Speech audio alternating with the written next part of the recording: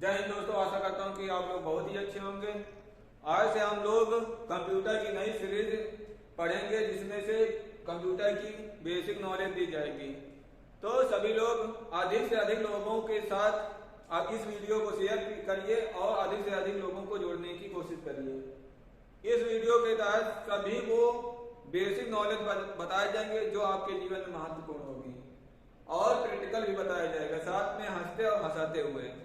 तो आज का वीडियो सिर्फ इतना है कि कौन कौन से हमें चैप्टर पढ़ने हैं। तो देखते हैं।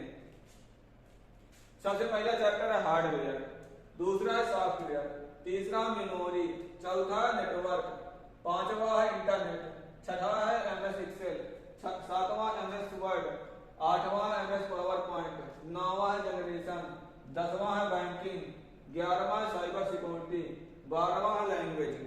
तो कुल मिला के इतने चैप्टर हमें पढ़ने हैं। इसके अलावा बेसिक में हमें कुछ और पढ़ने की आवश्यकता नहीं पड़ेगी। तो अब हम इसे थोड़ा सा डायग्राम में देखते हैं। अगर हमें कंप्यूटर चलाना अलग बात हो जाती है, कंप्यूटर समझना अलग बात हो जाती है। तो हम पहले कंप्यूटर को एक ह्यूमन बॉडी से कंपेयर करते हुए पढ़ेंगे। अगर जो व्यक्ति अपने आप को समझ गया, अपने बॉडी पार्ट्स समझ गया, कौन कौन से फीचर हैं, क्या क्रिया प्रक्रिया है, उसको अगर किसने समझ लिया तो मेरा वादा है कि वो बड़े आराम से कंप्यूटर चलाना भी सीख जाएगा, कंप्यूटर को समझना सीख जाएगा और सब कुछ उसे अच्छे से पता हो जाएगा। तो थोड़ा सा देखते हैं। एक तरफ ह्यूमन बॉडी ले लेंगे, एक तरफ कंप्यूटर ले लेंगे। इसकी थोड़ा सा वीडियो में फोटो भी लगा दे रहे हैं, तो उसको थोड़ा सा समझ लेना। बना नहीं पा रहे हैं, तिरछा मिर्चा है। तो क्या है, हम थोड़ा सा चैप्टर के महत्व के बारे में समझते हैं कि ये महत्व कैसे और हम किस तरह से आसानी से पढ़ सकते हैं, क्योंकि कंप्यूटर चलाना अलग बात है और समझना अलग बात है। देखो, ये हो गया एक कोई मनुष्य, ये हो गया कंप्यूटर है। तो पहला जो चैप्टर था हार्डवेयर। हार्डवेयर का मतलब क्या है? हार्ड पार्ट्स, मतलब जिसे हम छू सकें, जिसे हम पकड़ सकें, जिसे हम देख सकें। तो जैसे देखो, ये आदमी, इसके हाथ हो गए, ये हाथ हो गया, ये आंख हो गई, ये सर हो गया, ये मुंह हो गया, टांग हो गई, पेट हो गया। इस तरह से ह्यूमन बॉडी के पार्ट्स हैं। जो पार्ट्स हैं वो हार्डवेयर में, मतलब इन्हें हम टच कर सकते हैं, छू सकते हैं, पकड़ सकते हैं, देख सकते हैं। सेम इसी तरह कंप्यूटर में देखो, मॉनिटर को हम छू सकते हैं, तो मॉनिटर है, कीबोर्ड है, माउस है, यूपीएस है, CPU है। इस तरह से और अन्य जो ये डिवाइसेस होती हैं जिन्हें हम, ये सामान्य डिवाइस हैं और अन्य डिवाइस जिसमें हम लगाकर कंप्यूटर का प्रयोग करते हैं। तो ये हो गया हार्ड पार्ट। अब सॉफ्टवेयर समझते हैं। सॉफ्टवेयर का मतलब सॉफ्ट, मतलब बिल्कुल मुलायम, जिसे हम ना पकड़ सके, ना देख सके, सिर्फ महसूस कर सके उसे का। जैसे ह्यूमन बॉडी अगर जिंदा है तो आत्मा की वजह से, मान लो हार्डवेयर सही है इसका, लेकिन आत्मा नहीं है तो कोई एक डेड, मतलब कि डेड बॉडी कही जाएगी। तो सेम इसी तरह इसमें अगर कंप्यूटर में अगर विंडो ना पड़े तो कोई काम की नहीं। विंडो उसके ऊपर जो अन्य सॉफ्टवेयर चलते हैं, विंडो अगर डालते हैं, उसके बाद क्रोम, उसके बाद फोटोशॉप, इस तरह के काफी सॉफ्टवेयर इसमें चलते हैं। सेम इसी तरह इसमें कि आत्मा को वजह से भाव, दुख, ये अन्य होते हैं। किसी को दुखी देखकर दुखी हो जाना, किसी को सुखी देखकर हंसने लगना। तो इसी तरह के सॉफ्टवेयर है। अब देखते हैं मेमोरी क्या है कि मान लो अगर हार्डवेयर सही है, सॉफ्टवेयर सही है, अगर मेमोरी अगर सही है, तो कहते हैं ना, का पगला का तुम्हें पर दिमाग कम है का। तो बिल्कुल सेम उसी तरह इसमें अगर कंप्यूटर सही तरीके से चलना तो मेमोरी बहुत मस्ट है। वैसे रोम मतलब रैम का क्या, रैंडम एक्सेस मेमोरी, मतलब सभी बातों को, अगर आपके अंदर अगर अच्छी मेमोरी है तो सभी बातों को बड़े आसानी से समझ लेना। उसी तरह कंप्यूटर में किसी चीज को अगर कार्य करना, अगर आसानी से फटाफट काम हो रहे हैं तो मतलब कि उसकी मेमोरी सही है। और किसी चीज को अगर फीड करना है या डाउनलोड करना है तो उसके लिए रोम होती है, मतलब कि रीड ओनली मेमोरी। तो दोनों का महत्व है। इसी तरह आदमी में अगर आदमी का दिमाग बहुत फास्ट है, किसी चीज को बताया और तुरंत उसे याद हो जाए, तो उसे कहते हैं रैम। और स्थायी रूप से अगर हरदम के लिए याद हो जाए उसे कहते हैं रोम। तो मेमोरी का होना बहुत मस्ट है। अगर मेमोरी सही नहीं, तो अगर मेमोरी हटा दी जाए तो आदमी के पास जीने और मरने बिल्कुल दोनों बराबर, क्योंकि कुछ सोच नहीं पाएगा। तो बिल्कुल सेम, मेमोरी और हार्डवेयर और सॉफ्टवेयर बिल्कुल मस्ट है। हार्डवेयर नहीं तो सॉफ्टवेयर का कोई काम नहीं, ना मेमोरी का कुछ काम नहीं, क्योंकि हार्डवेयर के बिना अगर हार्डवेयर सॉफ्टवेयर ने तो मतलब तीनों का बहुत ही जरूरी पार्ट्स हैं, इनका होना बहुत जरूरी है। उसके अलावा हम और चीजें सीखते हैं, जैसे अगला चैप्टर है नेटवर्किंग। नेटवर्किंग मतलब कि जैसे एक आदमी के, जैसे एक गांव में छोटा, उसकी कितनी नेटवर्किंग पावर है, तो ये खुद के एरिया में कितना उसका नेटवर्किंग पावर है, उसे अगर चेक किया जाए तो उसे कहेंगे नेटवर्किंग। इसी तरह कंप्यूटर में क्या है, नेटवर्किंग, खुद के देश की जो नेटवर्क है तो उसे कहेंगे नेटवर्किंग। और इंटरनेट का मतलब कि दूसरे गांव, तीसरे गांव, चौथे गांव, मान लो खुद की ख्याति, मान लो मैं झाऊ मेदिनीपुर का हूँ, झाऊ मेदिनीपुर के अलावा दूसरे गांव फतेहपुर, बांदा और उत्तर प्रदेश, पूरे राज्य में, उसके बाद अन्य राज्यों में, उत्तराखंड, उसके अलावा देश विदेश में जिसकी ख्याति अगर पहुंच जाए तो मान लो इंटरनेशनल हो गया। इसी तरह से इसमें प्रोसेस है। भारत में जो नेटवर्किंग पावर है उसे कहेंगे नेटवर्किंग। अगर यही नेटवर्किंग पावर कन्वर्ट होकर देश विदेश, मतलब जैसे बांग्लादेश, अमेरिका, रूस, यहाँ तक की सभी चीजों का आदान प्रदान होने लगे तो उसे कहेंगे इंटरनेट। तो नेटवर्किंग और इंटरनेट में सिर्फ इतना अंतर है, मतलब खुद की देश की जो नेटवर्किंग है उसे कहेंगे उसको पढ़ेंगे नेटवर्किंग में। अगर यही नेटवर्किंग कई सारे देशों में अगर एक साथ अगर मिल जाए तो उसे कहेंगे इंटरनेट। अगला चैप्टर है एमएस ऑफिस। एमएस ऑफिस में तीन चीजें, MS Word, MS PowerPoint, MS Excel. तो एक्सेल का मतलब एक्सेल शीट बनाई जाती है। मान लो कोई मनुष्य क्या करे, अपने कार्यों का एक जगह लिख ले कि आज मुझे गेम खेलना है, उसके बाद स्कूल जाना है, उसके बाद दोस्तों से इतनी देर बात करनी है, इतनी देर मोबाइल चलाना है, इतनी देर पिक्चर देखनी है, इतनी पढ़ाई करनी है। तो ये सभी कार्य जो होते हैं एक साथ अगर कर ले, एक साथ शॉर्ट में लिख ले तो ये एक्सेल में आता है। इसी तरह कंप्यूटर में वही कार्यों को एक्सेल में लिख दिया जाए तो सभी कार्य यही एक्सेल में लिखे जाते हैं। कि जैसे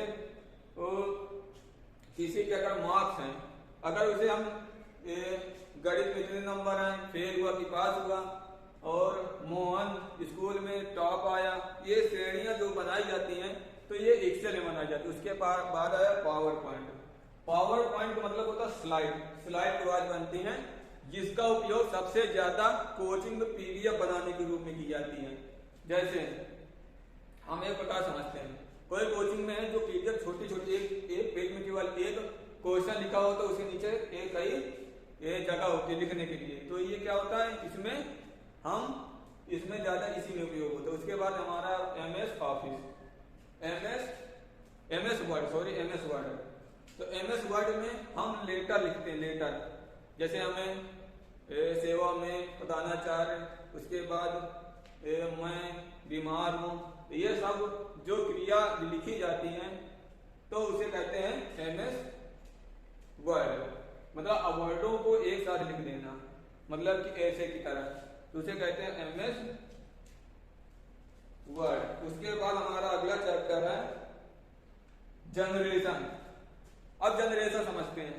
जनरेशन बहुत ही मोस्ट इंपॉर्टेंट चैप्टर है। जनरेशन मतलब पहले मनुष्य क्या थे, जंगलों में रहते थे, फिर बस्तियां बनी, फिर शहर, गांव बने, फिर शहर बने। तो इस तरह से जो पीढ़ी बदलती है उसे जनरेशन कहते हैं। और इसी तरह कंप्यूटर, पहले 1G आया, फिर 2G आया, फिर 3G आई, फिर 4G आई, फिर 5G की ओर अग्रसर है।